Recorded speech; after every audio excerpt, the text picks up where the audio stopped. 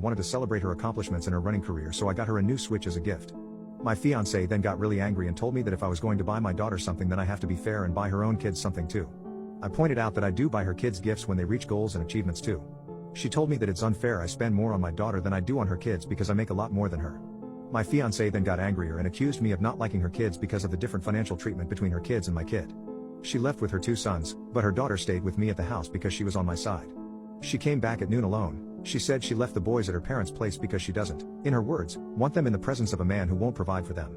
I sat her down and talked to her about a lot of things, and a lot of you were right. This is not the woman I want to marry. When I first brought up how she doesn't bring anything to the table when I pay for everything, she didn't want to talk about it and kept dodging the subject. I brought up how unfair it was of her to expect me to provide for her and her children when she doesn't do anything for my daughter and the bare minimum for me.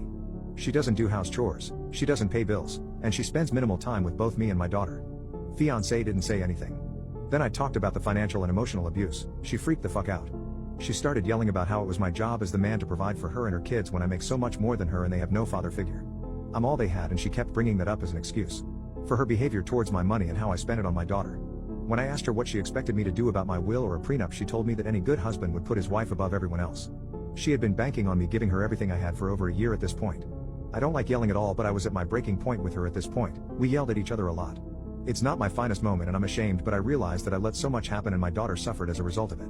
I told her about her neglect towards my child and I will not tolerate it any longer. She is my #1 priority over everyone else and always will be. I don't think my fiance believed me when I said that, but I guess she realized I was serious when I told her to start packing. I'm done being an ATM for that lady, and it's crazy to think how strangers on an app made me realize how I was stuck in such a toxic, manipulative, and abusive relationship with her. My, now ex-fiance won't be a problem anymore, I hope. I don't think I'll be with another person for a long time, but thank you to everyone for the support and